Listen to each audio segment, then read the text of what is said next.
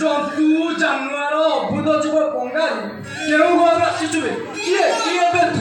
ମଉସା ମୁଁ କୋଉ ଗ୍ରହରୁ ଆସିନି, ମୁଁ ଆସିଛି ମଧୁବନରୁ। ଆଉ ମୁଁ ହେଉଛି ଗଞ୍ଜା। ଏ ଗଞ୍ଜା ପୁଣି ମୋ ଘରେ ରହ ଗୋଟେ ତାଲା ପକେଇ।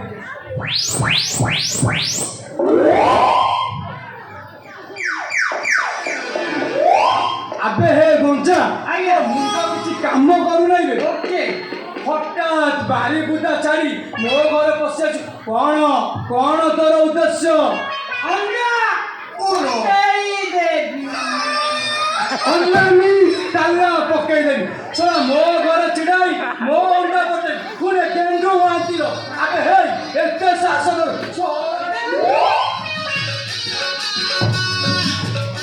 ଦେଖ ମଉସା, ଭାଷା ହାନ କରି ଟିକେ ସଂଯମରେ କଥାବାର୍ତ୍ତା କର। ବାରମ୍ବାର ବାରମ୍ବାର ଶଳା କହିବା ଦ୍ୱାରା ମୋ ପ୍ରେଷ୍ଟିଜ୍ ଉପରେ ଆଞ୍ଚ ପଡୁଛି। ତୋର ପୁଣି ପ୍ରେଷ୍ଟିଜ୍? ଶୁଣ ତୁ ଏମିତି କିଏ କି? ଆମେ କିଏ? ତାମାନେ ତମେ ମୋତେ ଜାଣିନ? ନା ଆମେ ବା ହେଲୁ ଏ ସୋସାଇଟିର ଜଣେ ଖ୍ୟାତନାମା ପ୍ରାଇଭେଟ୍ ଟ୍ୟୁସନ୍ ମାଷ୍ଟର।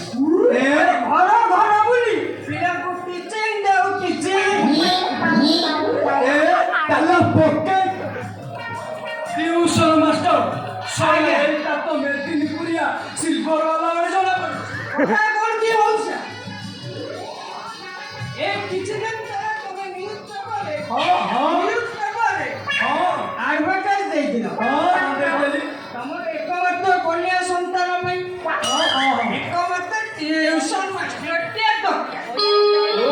ହଠାତ୍ ସେ ଖବରଟା ପଢ଼ି ମୁଁ ଆଉ ଧୈର୍ଯ୍ୟ ଧରି ରହିପାରିନି, ସିଧା ମାଡ଼ି ଆସିଲି।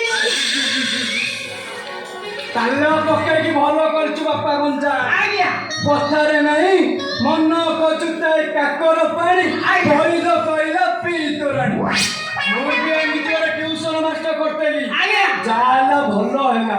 ଏଇଠି ମାଷ୍ଟରେ ତମେ ମୋ ଝିଅକୁ ଟ୍ୟୁସନ କରିବ ତ? ନିଶ୍ଚୟ କରିବି ମଉସା। ତମେ କହିଲେ ମୁଁ ଏଇ ସାଙ୍ଗେ ସାଙ୍ଗେ କରିବା ଆରମ୍ଭ କରିବି। ଠିକ ଅଛି ମାଷ୍ଟରେ, ମୁଁ ଭାବୁଛି ଆଜି ମୋ ଝିଅ ସାଙ୍ଗରେ ତମର ଦେଖା ହେଇଗଲେ ଭଲ ହୁଅନ୍ତା। ତାଲା ପକେଇ ଆଗରୁ ଆଗରୁ କୋଉ ବିଷୟ ପଢିଛି ଆଉ ତମେ ଏଇନେ କେଉଁ ବିଷୟ ପଢେ କଥାବାର୍ତ୍ତା ହେଇଯାଆନ୍ତ।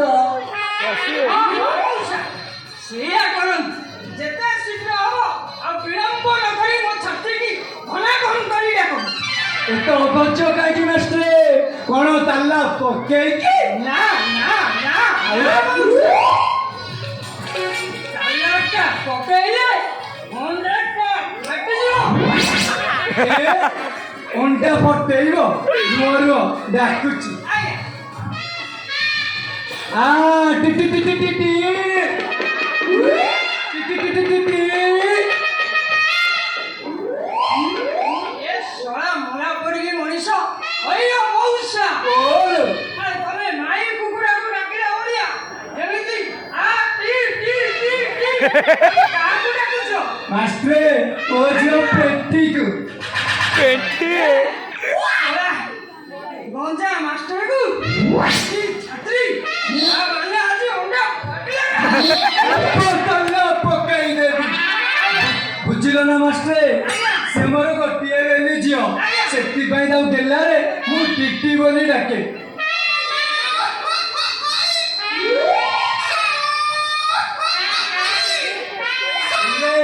ପେଟି ଗଲା କୁଆଡେ?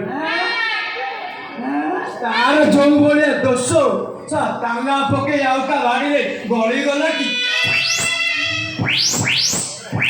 ଟିଟି ଟିଟି ଟି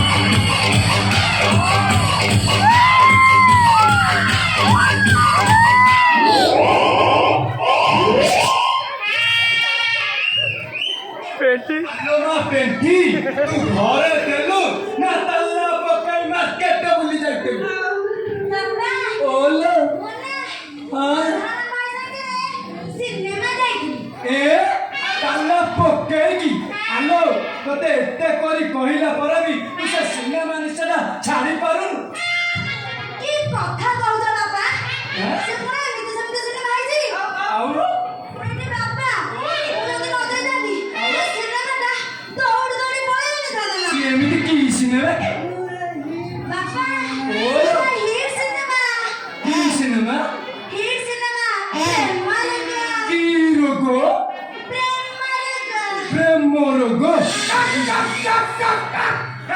ତାଲା ପକେଇଦେ ମଉସା ପୁରା ସୁପର ହିଟ୍ ଫିଲ୍ମ ମଉସା ନାଇଁ ମ 16 ବର୍ଷ ତରୁଣୀ କାମରେ କରି 60 ବର୍ଷ ବୃଦ୍ଧର ଆତ୍ମହତ୍ୟା ଘାସ କରି ସେଇଥିପାଇଁ କହିଲେ ଟିକେଟ ମିଳି ଲୋକେ ବ୍ଲାକରେ ଯାଇକି ଦେଖୁଛନ୍ତି ଆଜ୍ଞା ବୁଝିଲ ମୁଁ ଖାଲି ଚିନ୍ତା କରୁଛି ମୋ ଝିଅ କଥା ଆଲୋ ମା ପେଣ୍ଟି ତୁ ସେ ଭେଣ୍ଡିଆ ଡଣ୍ଡା ସାଙ୍ଗରେ ପ୍ରେମ ରୋଗ ସିନେମା ଗଲୁ ଅନ୍ଧାର ଘରେ